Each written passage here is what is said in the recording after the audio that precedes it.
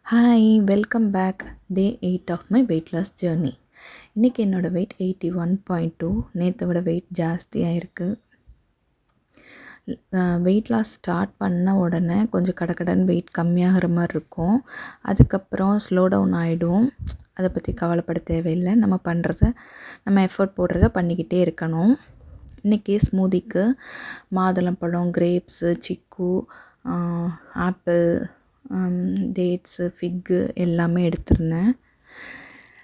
நம்ம டெய்லியும் ஸ்மூதி சாப்பிட்றதுனால என்ன ஒரு பெனிஃபிட்னால், எல்லா ஃப்ரூட்ஸில் இருக்கிற சத்தும் மிக்சடாக நம்மளுக்கு கிடைக்கும். ஸ்கின்னு நம்மளுக்கு நேச்சுரலாகவே ஒரு ஷைன் கொடுக்கும். டெய்லியும் ஃப்ரூட்ஸ் சாப்பிட்டா நல்லது. அதை ஸ்மூதியாக எடுத்துக்கிறது ரொம்பவே நல்லது என்னை பொறுத்த வரைக்கும்.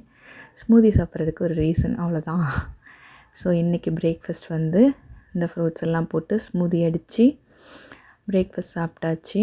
நீங்களும் ட்ரை பண்ணி பாருங்கள் கண்டினியூஸாக. இந்த ஏபிசி ஜூஸ் எல்லாம் சொல்கிறது எதனால், நம்மளுக்கு எல்லா கலர்ஸ் ஃபுட்டும் சேர்க்கணும்னு சொல்கிறாங்க. அதனால் இந்த மாதிரி சாப்பிட்டுக்கலாம். அப்புறம் சியா சீட்ஸும் லெமனும் போட்டு வாட்டர் ஒரு 11 o'clock குடித்தேன்.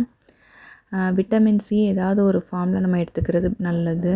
அப்புறம் லன்ச்சுக்கு பார்த்தா பீட்ரூட் பொரியல், வெண்டைக்காய் புளிக்குழம்பு, அப்புறம் பீனட்ஸ், அப்புறம் தினையும் பச்சைப்பயிரும் போட்டு கஞ்சி செஞ்சுருந்தேன் எனக்கு மட்டும். இதுதான் நான் லன்ச்சுக்கு எடுத்துக்கிட்டேன். தினை அரிசி ரொம்ப நல்லது வெயிட் லாஸுக்குமே.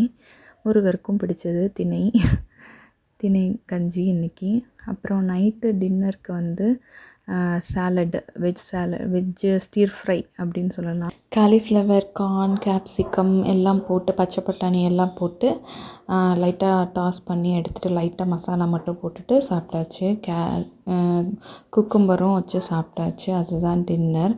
காலிஃப்ளவரை எல்லோரும் டயட் இருக்கிறவங்கலாம் ரைஸ் மாதிரி செஞ்சு சாப்பிட்றாங்க. காலிஃப்ளவர் ரைஸ்ன்னு சொல்கிறாங்க. அது ஒரு மாதிரி ஸ்மெல் வரும். அந்த ஸ்மெல்லுக்காக நான் அதை அந்த மாதிரி ட்ரை பண்ணதில்லை. நீங்கள் யாராவது அந்த மாதிரி ட்ரை பண்ணியிருக்கீங்கன்னா எப்படி இருக்குங்கிறத கமெண்ட் பண்ணுங்கள். ப்ரக்கோலி கூட சாப்பிட்றலாம், அந்த டேஸ்ட் பிடிக்கும். ஆனால் காலிஃப்ளவர் அப்படியே வெறுமனே சாப்பிட்டா எப்படி இருக்கும்னு தெரியல. அப்புறம் இன்றைக்கி ஒரு ஈஸியான ஆசனா எதுனாலும் சொல்லலாம். இது ஃப்ளாட்டாக படுத்துட்டு நம்ம காலை ரைஸ் பண்ணணும்.